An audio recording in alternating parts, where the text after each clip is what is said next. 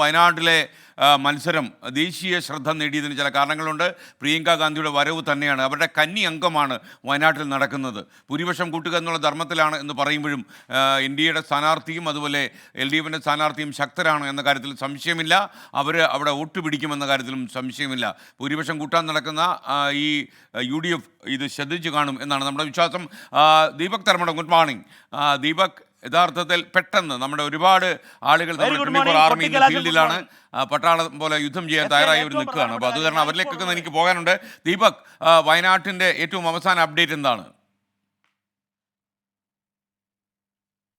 SKN പട്ടാളം ഇറങ്ങിയ ഗ്രൗണ്ടിലാണ്, SRSJMR ground. ഇതാ ഈ ഗ്രൗണ്ടിലാണ് നമുക്ക് കാണാം ഹെലിപ്പാഡ്. ഒരുപക്ഷെ വയനാടിന് ഇതിനെ മറക്കാൻ പറ്റില്ല. ഈ തെരഞ്ഞെടുപ്പിലും ചർച്ചയായിക്കൊണ്ടിരിക്കുന്നത് ഇവിടെ ഇറങ്ങിയ ഹെലികോപ്റ്ററുകളുടെ എണ്ണം, അതിനുശേഷം നൽകാത്ത കേന്ദ്ര സഹായം, നൽകിയെന്ന് പറയുന്ന കേന്ദ്ര സഹായം, ഇതൊക്കെ തന്നെയാണ്. ഈ ഗ്രൗണ്ടിൽ നമുക്ക് കാണാം, ഇതാ കുട്ടികൾ ഇപ്പോൾ കളിച്ചുകൊണ്ടിരിക്കുകയാണ്, ഫുട്ബോൾ കളിയിലാണ്. വളരെ ഓക്കെ, പാസ്. അപ്പോൾ ഇതാ ഈ പാസിനിടയിൽ ഈ കുട്ടികളുടെ അടുത്തേക്ക് നമ്മളൊന്ന് പോകണം. ഈ തെരഞ്ഞെടുപ്പിൻ്റെ ആവേശവും ചൂടും ഒക്കെ എങ്ങനെയുണ്ട്? അടിപൊളി പോകുന്നു. എന്താ അവസ്ഥ ഇപ്പം? പ്രിയങ്ക ഗാന്ധി ജയിക്കും എന്തായാലും. വോട്ട് കൂടുവോ? എന്താ അവസ്ഥ പ്രിയങ്ക ഗാന്ധിയുടെ? പ്രിയങ്ക ഗാന്ധി എന്തായാലും ജയിക്കും. വോട്ട് കൂടുമോ എന്നുള്ളതാണ് ചോദ്യം. വോട്ട് എന്തായാലും കൂടും. വോട്ട് കൂടും. SKN പറയുന്നത് ടൈറ്റ് മത്സരം. ടൈറ്റ് ഒന്നും ആവില്ല, എന്തായാലും ജയിക്കും. വോട്ട് കൂടും. SKN ഈ രാവിലെയുള്ള പ്രഭാത നടത്തുകാർക്കാണ് കൃത്യമായ പൾസ് അറിയാൻ പറ്റുക. പ്രിയങ്ക ഗാന്ധിക്ക് വോട്ട് കൂടുവോ? കൂടാനാണ് സാധ്യത. എന്താ കാരണം? എല്ലാവരും നന്നായിട്ട് വോട്ടെടുപ്പിൽ പാർട്ടിസിപ്പേറ്റ് ചെയ്യാനുള്ള ആക്ടിവിറ്റീസ് ഒക്കെ ഇവിടെയുള്ള ജില്ലാ ഭരണകൂടമൊക്കെ. ഈ തെരഞ്ഞെടുപ്പിൽ ഇവിടുത്തെ ഏറ്റവും പ്രധാനപ്പെട്ട ചർച്ച എന്താ? ആസ് യൂഷ്വൽ ആണ്. രാത്രിയാത്രാ നിരോധനം, മെഡിക്കൽ കോളേജ്, റെയിൽവേ, ചൂരൽമലയിലെ സഹായം കേന്ദ്രം, അതൊക്കെ ചർച്ചയാണോ? തീർച്ചയായും ചർച്ചയായിരിക്കും. പക്ഷെ ഞങ്ങൾക്ക് ആസ് യൂഷ്വൽ വർഷങ്ങളായിട്ട് കിട്ടുന്ന ഒരു ചർച്ചയുണ്ട് ഞങ്ങൾക്ക് വയനാട്ടുകാർക്ക്. സ്ഥിരം അജണ്ടയിലാണ് വയനാട്. അതന്നെ ആയിരിക്കും. SKN ഇതാണ് പ്രശ്നം. ഈ രാത്രി യാത്രാ നിരോധനം, അതുപോലെ വയനാടിന് ഒരു നല്ല മെഡിക്കൽ കോളേജ്, ഇത്തരത്തിലുള്ള നിരവധി വിഷയങ്ങളുണ്ട്. പക്ഷേ ദേശീയ പ്രാധാന്യം ഏറ്റവും കൂടുതൽ ഈ ഉപതെരഞ്ഞെടുപ്പിൽ ഏത് മണ്ഡലത്തിനാണെന്ന് ചോദിച്ചാൽ ഒറ്റ ഉത്തരം അത് വയനാട് മാത്രമാണ്. കാരണം അത് രാഹുൽ ഗാന്ധിയിൽ തുടങ്ങി പ്രിയങ്ക ഗാന്ധിയിൽ എത്തി നിൽക്കുന്ന സ്ഥാനാർത്ഥിത്വം കൊണ്ട് തന്നെയാണ്. SKN നേരത്തെ പറഞ്ഞതുപോലെ ഭൂരിപക്ഷം വർദ്ധിപ്പിക്കലാണ് UDFന് മുൻപിലുള്ള ഏറ്റവും പ്രധാനപ്പെട്ട അജണ്ട. പക്ഷേ ഒട്ടും ചെറുതല്ലാത്ത മികച്ച സ്ഥാനാർത്ഥികളാണ്. സത്യൻ മൊകാരി മണ്ണിൻ്റെ മണമറിയുന്ന സാധാരണ മനുഷ്യനാണ് സത്യൻ മൊകാരി. മറ്റൊന്ന് നവ്യ ഹരിദാസ്, ഒരു നവ്യ സ്ഥാനാർത്ഥി ആണെങ്കിൽ പോലും വലിയ ഒരു സീസൺഡ് പൊളിറ്റീഷ്യനായി മാറി ജനങ്ങളെ കയ്യിലെടുത്ത് തുടങ്ങിയിരിക്കുന്നു. അതുകൊണ്ട് തന്നെ പ്രിയങ്ക ഗാന്ധിക്ക് ഈ വോട്ട് ഭൂരിപക്ഷം കൂട്ടൽ എളുപ്പമല്ല. പക്ഷേ ഭൂരിപക്ഷം കൂടാനുള്ള സാധ്യത തന്നെയാണ് കാണുന്നത്. SKN ദീപക് തർമടം. ജ്യോതി ഉണ്ണി പറയുന്നത് 24 കുട്ടികളെ അതുപോലെ രക്ഷിതാക്കളെയും തെറ്റിദ്ധരിപ്പിക്കുന്നു. സ്ക്രോൾ ന്യൂസ് കൊടുക്കുക. ഇല്ല, തെറ്റിദ്ധാരണയൊന്നുമില്ല. എറണാകുളം വിദ്യാഭ്യാസത്തിൽ മലയാളം സിലബസ് ഫോളോ ചെയ്യുന്ന, കേരള സിലബസ് ഫോളോ ചെയ്യുന്ന LKG മുതൽ ഹയർ സെക്കൻഡറി വരെയുള്ള കുട്ടികൾക്ക്, വിദ്യാലയങ്ങൾക്ക്, പള്ളിക്കൂടങ്ങൾക്ക്, സ്കൂളുകൾക്ക് അവധിയാണ്. എന്താ അതിനകത്ത് കൺഫ്യൂഷൻ?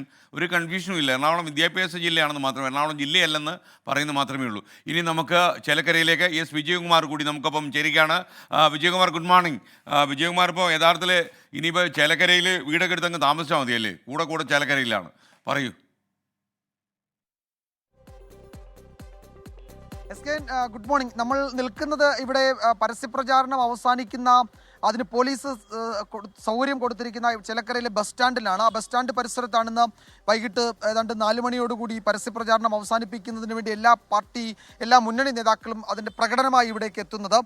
LDFനും UDFനും BJPക്ക് ഇവിടെ പ്രത്യേക സൗകര്യം കൊടുത്തിട്ടുണ്ട്. ഈ ബസ് സ്റ്റാൻഡിൻ്റെ 3 എൻട്രൻസിലായി അതിനുള്ള സൗകര്യം ഒരുക്കിയിട്ടുണ്ട്. ഇന്നലെ PV അൻവർ PV അൻവർ പിന്തുണയ്ക്കുന്ന DMK അതിൻ്റെ അതിൻ്റെ ഒരു പ്രകടനം ഏതാണ്ട് സംഘർഷത്തിൽ കലാശിക്കുകയും ഒക്കെ ചെയ്തുകൊണ്ട് കുറെ കൂടി ജാഗ്രത പോലീസ് ഇത്തവണ കാട്ടുന്നുണ്ട്.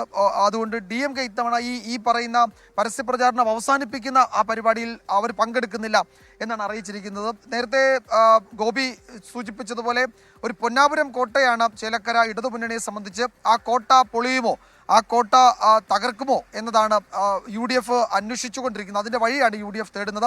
ഇന്ന് പ്രതിപക്ഷ നേതാവ് VD സതീശനും CPM സംസ്ഥാന സെക്രട്ടറി MV ഗോവിന്ദനും ഇവിടെയുണ്ട്. BJPയുടെ സംസ്ഥാന അധ്യക്ഷൻ ഒരുപക്ഷെ ഉച്ചയ്ക്ക് ശേഷം പാലക്കാട്ട് നിന്ന് ഇങ്ങോട്ടേക്ക് എത്തും എന്നാണ് കരുതുന്നത്. 3 പാർട്ടികളും, അതായത് LDFും UDFും BJPയും അവരുടെ പാർട്ടി ഓഫീസുകളിൽ നിന്ന്, കോൺഗ്രസിൻ്റെ ഓഫീസിൽ നിന്ന് പ്രകടനമായി ഇവിടേക്ക് എത്തും.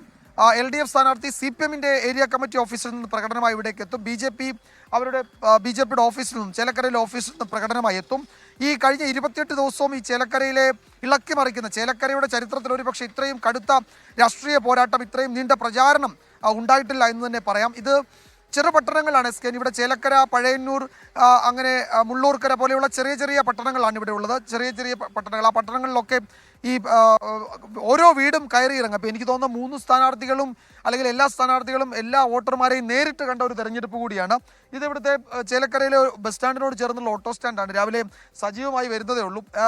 എങ്ങനെയുണ്ട്? ഇന്ന് പരസ്യപ്രചാരണം അവസാനിക്കുകയാണല്ലോ. എന്താ മണ്ഡലത്തിലെ ഒരു സാഹചര്യം? മണ്ഡലത്തിലെ സാഹചര്യം ആരെന്ത് ചെയ്തിട്ടും കാര്യമില്ല, LDF ജയിക്കും. അത് യാതൊരു സംശയമില്ല. അല്ലല്ല, അങ്ങനെയല്ല ന്യായമായിട്ടുള്ള സ്ഥലം. പക്ഷെ നമ്മുടെ വോട്ട് അതിലേക്ക് തന്നെയാണ്. പക്ഷെ എന്നാലും ഞാൻ പറയാണ്, ഈ പ്രദീപ് എന്ന് പറഞ്ഞ നല്ലൊരു വ്യക്തിയാണ്. എന്താ തോന്നുന്നത്? ഇലക്ഷൻ പ്രചാരണമൊക്കെ തീരുമല്ലേ ഇന്ന്? എന്താ അവിടുത്തെ ഒരു ഇവിടെ ഒന്നും പറയാൻ പറ്റൂല. ചതുർകോണ മത്സരമായിട്ട് ഇഞ്ചോടിഞ്ച് മത്സരം നടക്കും. അതെ തീർച്ചയായിട്ടും 4 പേരും നല്ല കട്ടക്ക് വർക്ക് ചെയ്തു. അതെ. ഈ നേരിട്ട് സ്ഥാനാർത്ഥികളൊക്കെ വീട്ടിലുകളിൽ എത്തിയല്ലോ. തീർച്ചയായിട്ടും. അതാണ് ഈ മുഴുവൻ സ്ഥാനാർത്ഥികളും വീടുകളിൽ ഇത്തവണ കയറി എന്നതാണ് ഒരു പ്രത്യേകത. ഇവരൊക്കെ മറഞ്ഞു നിൽക്കുകയാണോ? എന്താ തെരഞ്ഞെടുപ്പ് ഓട്ടോ ഒക്കെ നന്നായിട്ടുണ്ടോ? തെരഞ്ഞെടുപ്പ് കാലത്ത് ഓട്ടം കൂടിയോ? ഓട്ടം കൂടിയിട്ടൊന്നുമില്ല, സാധാ പോലെ തന്നെ പോകുന്നത്. സ്ഥാനാർത്ഥികളൊക്കെ വന്നോ? സ്ഥാനാർത്ഥികൾ വീട്ടിൽ വന്നു. എന്ത് പറഞ്ഞു അവരോട്? എല്ലാവരോടും നമ്മൾ നിരാശപ്പെടുത്താൻ പാടില്ല, എല്ലാവരോടും നമ്മൾ ചെയ്യാൻ തന്നെ പറയാൻ പാടുള്ളൂ. ഒരാളും നിരാശപ്പെടുത്തി വിടാൻ പാടില്ല. എല്ലാവരോടും നമ്മൾ സഹകരിക്കുക എല്ലാവരോടും തന്നെ നല്ല മനസ്സാണ്. അതാണ് അപ്പോൾ എസ് കെ. അതാണ് അപ്പോൾ ഈ തെരഞ്ഞെടുപ്പ് പരസ്യപ്രചാരണം അവസാനിക്കുമ്പോഴും മണ്ഡലത്തിന്റെ ഒരു രാഷ്ട്രീയ ചിത്രം എന്നത് അത് കടുത്ത പോരാട്ടം അത് തന്നെയാണ് നമ്മളുടെ മുന്നിൽ നൽകുന്നത്. മുൻകാലങ്ങളിലില്ലാത്ത, ഒരുപക്ഷെ ചേലക്കരയുടെ ചരിത്രത്തിലില്ലാത്ത തരത്തിൽ അതിശക്തമായ രാഷ്ട്രീയ പോരാട്ടം ഇത്തവണ നടക്കുന്നുണ്ട്. അത് പ്രചാരണ വേദിയിൽ നമ്മൾ കണ്ടതാണ്. അപ്രതീക്ഷിതമായ പല നീക്കങ്ങളും പല വിഷയങ്ങളും ഈ മണ്ഡലത്തിൽ വന്നതാണ്. പിണറായി വിജയൻ 2 ദിവസം ഇവിടെ, മുഖ്യമന്ത്രി 2 ദിവസം ഇവിടെ ക്യാമ്പ് ചെയ്ത് പ്രചാരണം നടത്തിയതാണ്. പ്രതിപക്ഷ നേതാവ് ആഴ്ചയിൽ 2-3 ദിവസം ഇവിടെ എത്തി വിലയിരുത്തൽ യോഗങ്ങൾ നടത്തുന്നുണ്ട്. BJP സംസ്ഥാന അധ്യക്ഷൻ ഇവിടെ തുടർച്ചയായി വന്ന് പ്രചാരണം നടത്തിയിട്ടുണ്ട്. ആ നിലയിൽ കടുകട്ടി രാഷ്ട്രീയ പോരാട്ടം നടക്കുന്ന ഒരു മണ്ഡലമായി ചേലക്കര 28 ദിവസത്തിനുള്ളിൽ മാറുകയും ചെയ്തു. S K. വിജയകുമാറാണ് ചേലക്കരയിൽ നിന്ന് നമുക്കൊപ്പം ചേർന്ന്.